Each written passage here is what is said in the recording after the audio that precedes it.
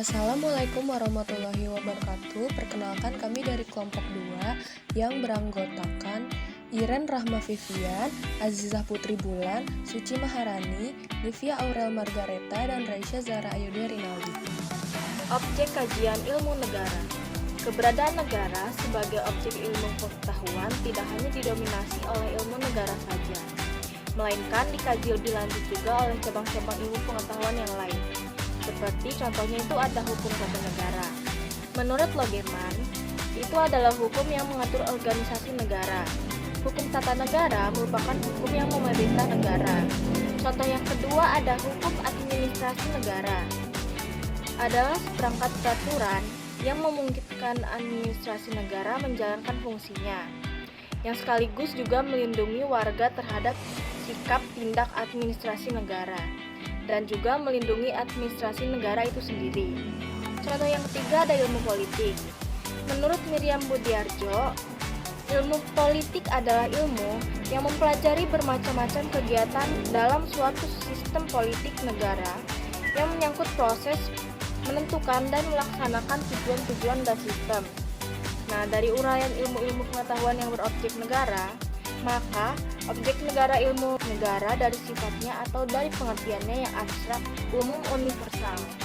Ada metode pendekatan mempelajari ilmu negara. Yang pertama ada metode induktif. Metode induktif sendiri metode yang mempelajari suatu gejala khusus untuk mendapatkan kaidah-kaidah yang berlaku dalam lapangan yang lebih luas. Yang kedua ada metode deduktif. Metode deduktif adalah metode yang menggunakan proses kebalikan dari metode induktif, yaitu dimulai dengan kaidah-kaidah yang dianggap berlaku umum untuk dipelajari ke dalam keadaan khusus. Yang ketiga, ada metode sejarah. Metode sejarah yaitu metode atau cara mempelajari ilmu negara berdasarkan sejarah, tumbuh dan berkembangnya atau berdasarkan fenomena atau gejala yang tumbuh di masa lalu, kemudian dibandingkan dengan kondisi yang terjadi di masa saat ini. Yang keempat, ada metode perbandingan. Metode yang digunakan dengan cara membandingkan perbedaan kondisi suatu objek yang satu dengan objek yang lain atau negara Indonesia dengan negara lain, kemudian juga mencari persamaan yang antar objek tersebut. Yang kelima, ada metode sistematik, yaitu metode yang dengan cara menghimpun bahan yang sudah ada, selanjutnya dilakukan pelitisan dan penguraian dan analisis pada metode ini. Yang keenam, ada metode hukum, yaitu titik berat bagi segi hukum atau yuridis, sedangkan non-yuridis dikesampingkan. Selain itu, terdapat metode penyelidikan reh dogmatik, yakni pemaksaan aturan hukum semata. Metode reh dogmatik ini mencari pengertian-pengertian dan sendi-sendi hukum yang berlaku di suatu negara. Yang ketujuh, ada metode dialektis, merupakan metode tanya-jawab atau dialog penyelidikan dengan cara tanya-jawab.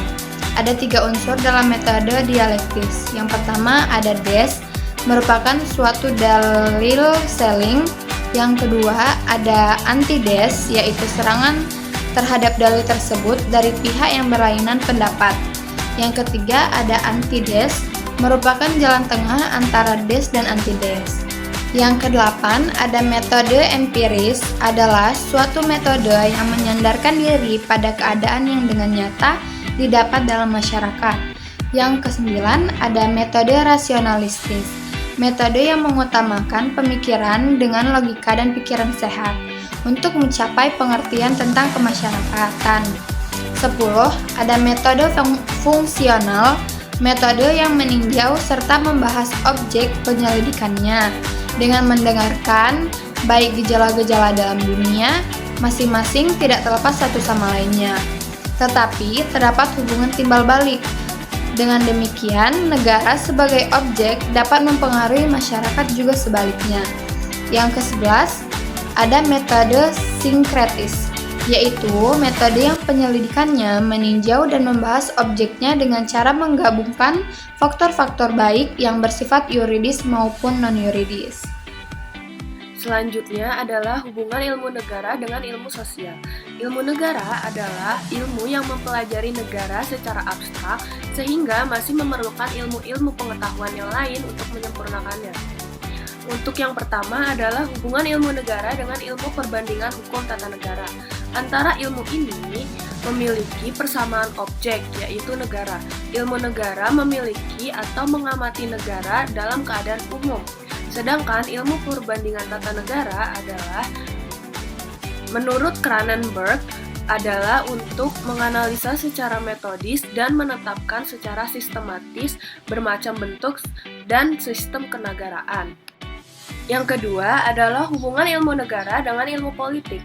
Adapun definisi dari ilmu negara berdasarkan konsep politik adalah ilmu yang membahas tentang negara baik dilihat dari sisi yuridis atau normologis dan sosiologis atau kombinasi dari yuridis, sosiologis, atau Zwei-Seiten-Lehre.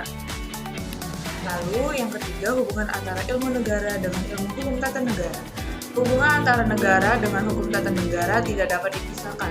Hukum tata negara dalam hukum Belanda disebut hukum negara staat. Hukum negara merupakan tatanya negara, maka istilah hukum negara disalin menjadi hukum tata negara. Lalu yang keempat, hubungan antara ilmu negara dengan hukum internasional. Perkembangan ilmu negara akan dipengaruhi pula oleh perkembangan hukum internasional, terutama menyangkut hubungan antar negara berupa perjanjian-perjanjian internasional baik itu bilateral, regional maupun multilateral. Sekian dari kelompok kami, terima kasih. Wassalamualaikum warahmatullahi wabarakatuh.